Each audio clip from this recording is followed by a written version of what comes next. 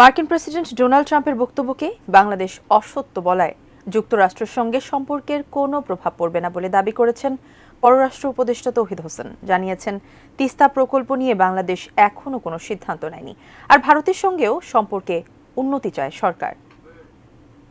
বাংলাদেশের মাত্র দুজন ব্যক্তির দ্বারা পরিচালিত সংগঠনকে $29 মিলিয়ন দিয়েছে যুক্তরাষ্ট্র।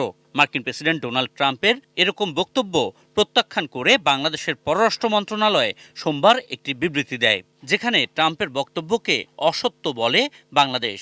মঙ্গলবার নিজের দপ্তর থেকে বেরিয়ে যাওয়ার সময় পররাষ্ট্র উপদেষ্টার কাছে সাংবাদিকদের প্রশ্ন, মার্কিন প্রেসিডেন্টের এরকম অসত্য বক্তব্যের বিষয়টি ওয়াশিংটনকে আরও শক্তভাবে জানানো হবে কিনা। এটাকে আমি কোনো উস্কানিমূলক বক্তব্য বলে মনে করি না। এটা একটা স্টেটমেন্ট দিয়েছেন, আমরা দেখেছি যে তেমন কোনো ভিত্তি দেখা যাচ্ছে না। কাজে এটা নিয়ে আমরা এরপরে আর কোনো বাড়াবাড়ি করার কোনো প্রয়োজন দেখি। যেটা বলছেন যে এটা নিয়ে সম্পর্ক এদিক ওদিক হবে কিনা, আমার মনে হয় না। এটা বিষয়টা হলো, তারাও তো জাস্ট প্রেসিডেন্ট বলেছেন একটা, প্রেসিডেন্ট কোনো ডিটেলস দেন নেই বা কারো অ্যাকিউজেশনও করেন নেই। আমরাও দেখেছি যে আসলে এরকম কোনো কিছু নেই। কাজে এটা নিয়ে মার্কিন যুক্তরাষ্ট্রের সাথে সম্পর্ক খারাপ হওয়ার আমি কোনো কারণ দেখি। Vision hot and cool AC 4-way solenoid valve টেকনোলজিতে হিটিং ও কুলিং দুই মোডেই কাজ করে সমানভাবে। Vision hot and cool AC. উপদেষ্টা জানান, $29 মিলিয়ন সম্পর্কিত ট্রাম্পের বক্তব্য নিয়ে আনুষ্ঠানিক কোনো তদন্ত বাংলাদেশ করেনি। খোঁজ খবর করেই সেই বক্তব্যের অগ্রহণযোগ্যতা মিলেছে। পরে আমরা খোঁজ যেসব জায়গাতে নেওয়ার সময় ইনফরমাল, আমরা খোঁজ দিয়ে দেখেছি যে আসলে মার্কিন একটা প্রতিষ্ঠানকে এই টাকাটা দেওয়া হয়।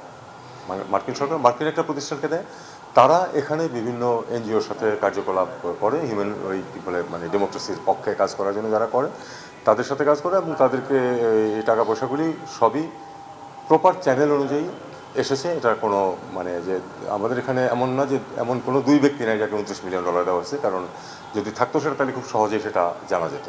এদিকে ভারতের সঙ্গে সম্পর্ক বাংলাদেশ ভালো রাখতে চায়। সম্প্রতি আন্তর্জাতিক একটি গণমাধ্যমে প্রধান উপদেষ্টার এরকম বক্তব্যই বাংলাদেশের কূটনৈতিক অবস্থান বলে জানান উপদেষ্টা তৌহিদ হোসেন। প্রধান উপদেষ্টা যে কথা বলেছেন, এটা কিন্তু একেবারেই আমাদের অবস্থান এটাই। আপনারা জানেন যে আমি নিজেও বিভিন্ন সময় বলেছি যে আমরা একটা গুড ওয়ার্কিং রিলেশন চাই on the basis of reciprocity and mutual respect. অন্যদিকে তিস্তা প্রকল্প নিয়ে বাংলাদেশ এখনো কোনো সিদ্ধান্ত না নিলেও চীনের সঙ্গে করা পানি সম্পদ ব্যবস্থাপনা সমঝোতায় বড় প্রকল্প করার সুযোগ তৈরি হয়েছে বলে মন্তব্য করেন পররাষ্ট্র উপদেষ্টা।